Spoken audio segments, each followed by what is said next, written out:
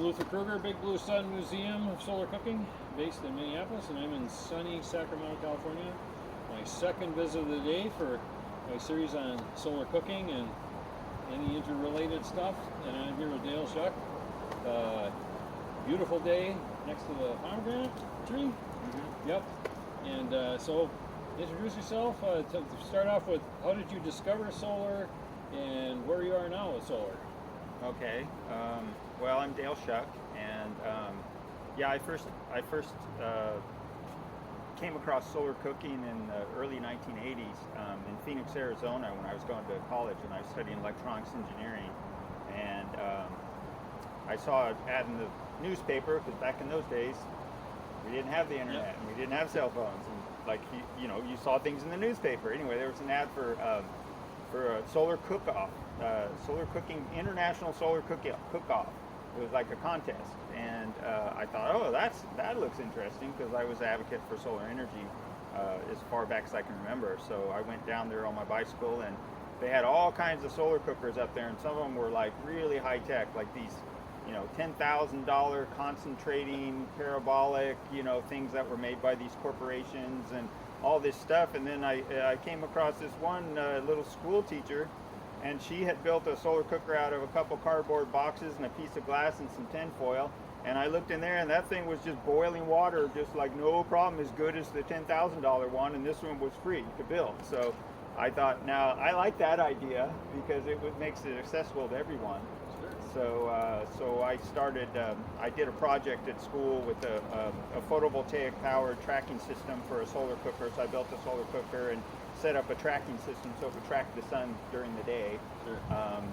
Which is really overkill. After it was just for a project, for my electronics engineering project, but it wouldn't be something that I think is very practical in day-to-day use, because it's not even necessary. I think low tech and simplicity is best when it comes to solar. So that was almost 40 years ago, and I'm still solar cooking today. In fact, I have 2 solar cookers set up in the backyard right now, and I use a solar cooker every day. Great. Along with my solar water heating system. Sure. Should we take a look at your cookers? Sure. Okay. Big. My solar cooker is 260 degrees right now. Okay. These are ones that I built. These are my home built ones. I have, I have a couple of, I actually have like 6 solar cookers, box cookers. I have 2 commercially built ones. I have a sun oven and an SOS cooker. Sure. But that I just got back from a trip, so I have those in the garage right now, because I didn't want to leave them out in the yard while I was out of town. But these ones, these are my home built ones. These just live out here, and in fact, these do most of the cooking that I need. Never did like it here. It's too much shade from this big pecan tree. Okay. So, tell us about your cooker here. Oh, okay. Well, this is what's referred to as a box cooker, and they're real simple and inexpensive to build. So this is a home built unit. In fact, this box is it's cardboard.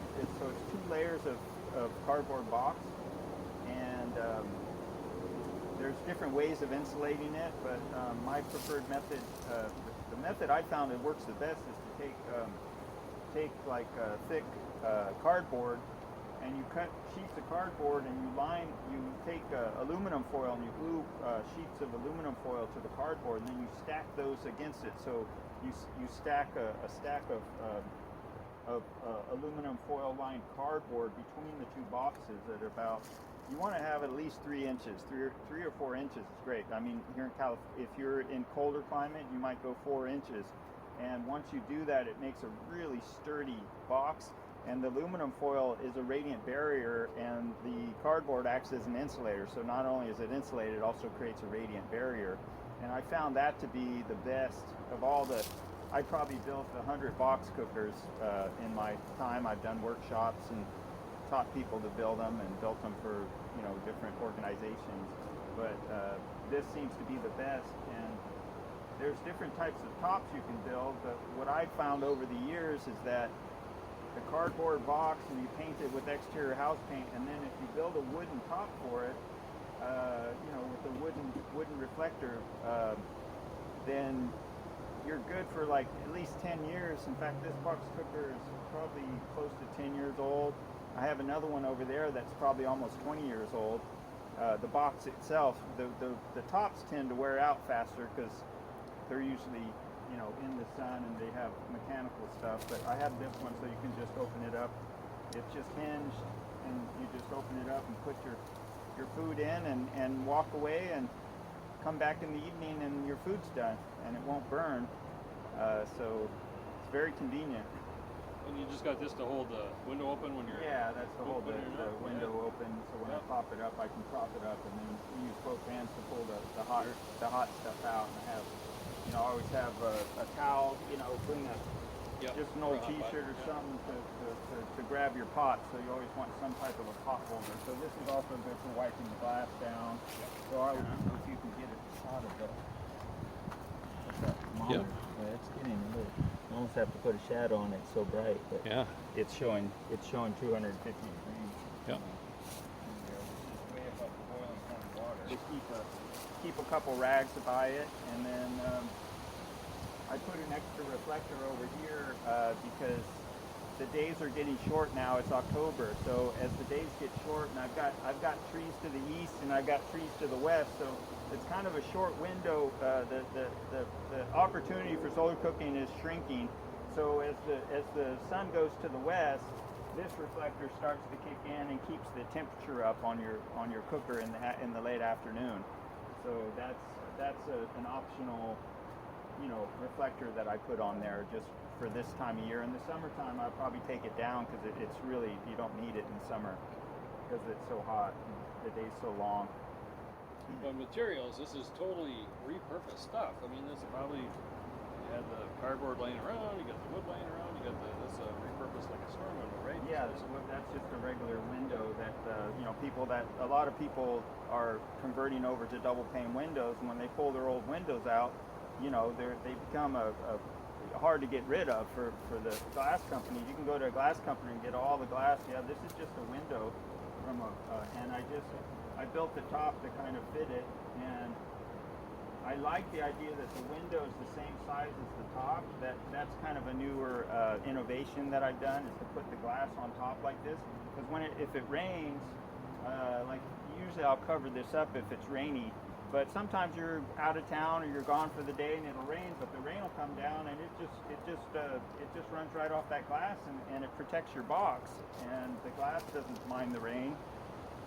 So it's a pretty good setup for, and windows typically are a good size. Like you want your box cooker to be about this size, like the length of your arm, basically. You know, if it's too small, it doesn't catch quite enough sun. And this also is good for cooking multiple things and for multiple people. You can cook for 4 people in this easily, 4 or 5 people. Yep. You got one of the typical pots that people use for solar cooking. You can almost get 4 of them in here, couldn't you? At least 2. Yeah, right? at least 2. Corner. Yeah, 2, and then I usually cook in quart jars too. Sure. Mason jars work really great for cooking in. Yep. Yeah, that's one of my old standbys is rice and beans. Rice in one, beans in the other. Yeah. Cup of rice, cup of beans. Yeah, in fact I have in my refrigerator I have 2 jars of solar cooked beans I cooked the day before yesterday, and once you cook them, you put them in the fridge, they'll last for weeks, because as long as you don't open that, it's sterilized in there, so it's pasteurized. It won't go bad because there's no bacteria or mold or anything in there, because it's all been cooked out. It's all been pasteurized. So it's a good way for travel food. I like to cook things in jars, and if I'm going on a trip, I can cook my beans and rice and vegetables or whatever, and just keep it in that jar, throw it in. You don't have to refrigerate it, and then you can travel. And a few days later, if you're camping, you can pull it out and make your dish, you know, with it.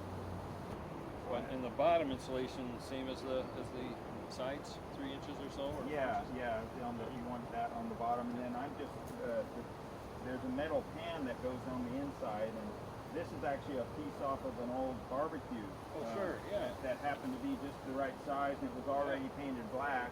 And so, you know, I put that in there, and then I have an oven thermometer too, which you can pick up for a couple dollars. And you can see it's at 250 degrees right now.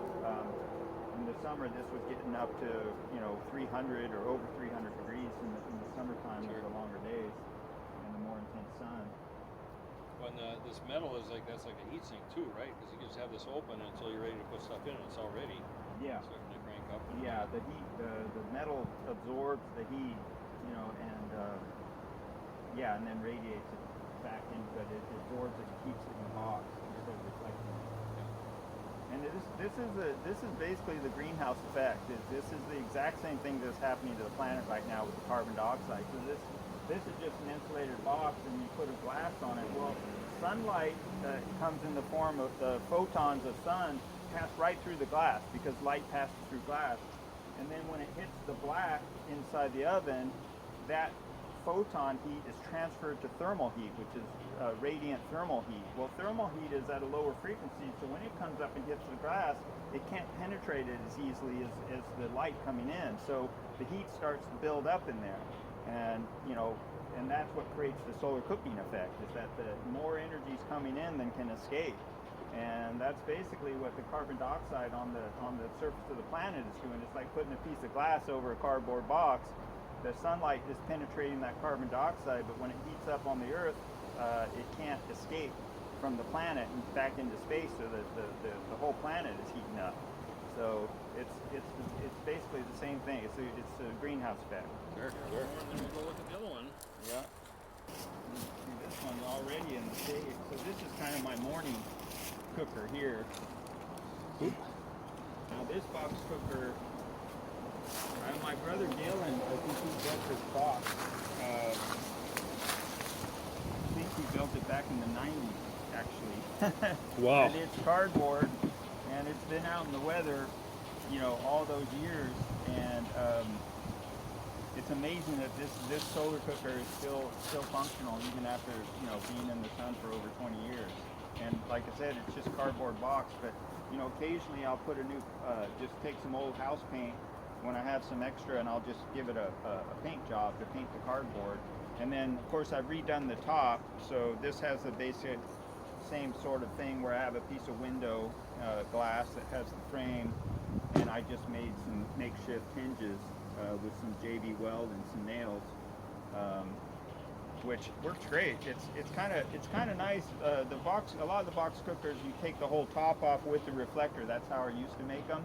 But this is actually more convenient. You just pop this up, and then you can have a little stick just to prop it up, and then you can, you know, move things in and out. You know, I've got a pot in here with some hot water in there. You can see it's, you know, boiling hot water.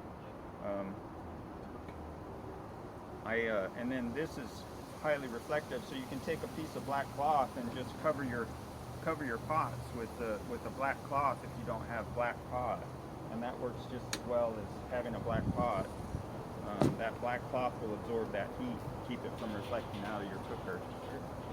And then I boil water during the day, and then I have a little alarm set on my cell phone that reminds me I've got, you know, I call it solar tea time. So in the late afternoon, when the shadows are just about hitting my solar cooker, I'll come out and get that hot water and put it in a thermos.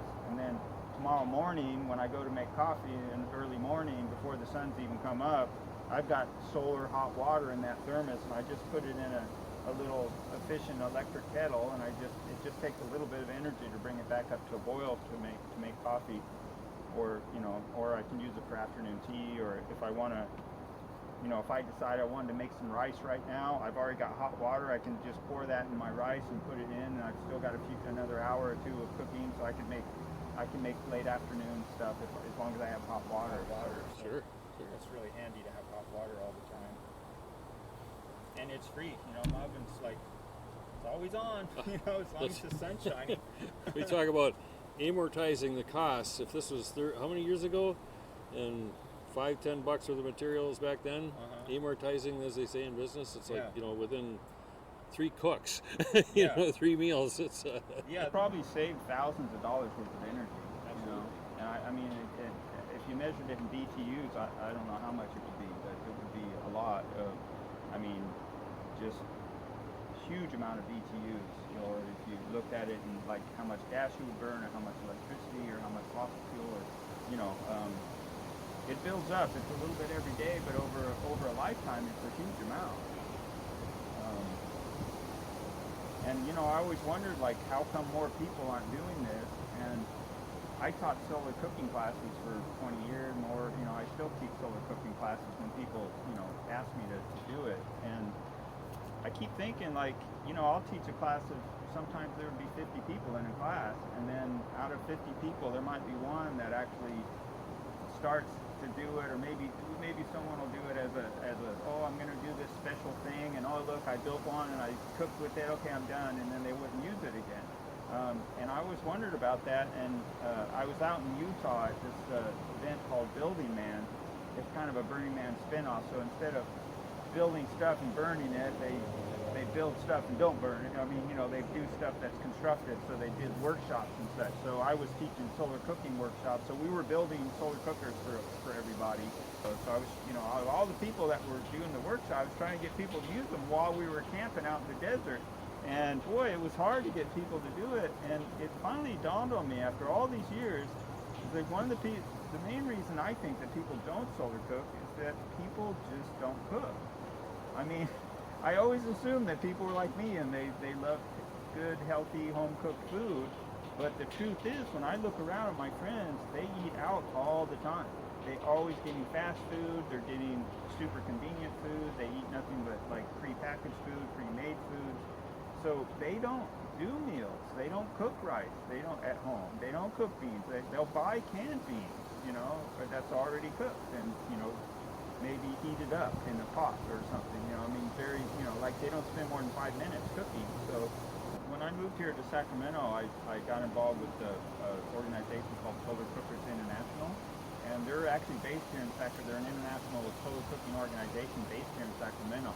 So, I used to go down to their shop, and we did a lot of outreach programs. So I would go to festivals and sit at booths and set up solar cookers at all kinds of music festivals and different types of craft festivals and environmental organization festivals and gatherings and conferences. And I would always be setting up solar cookers and setting out and putting signs out and teaching people about that. The SCI has done such a great job with that, making sure people have the resources to do it when they can get out there, and promote it locally to support the international efforts. So it's not like this is the answer, right? Right. So it's a piece of the puzzle of a bigger picture. So I get that. I got this so much.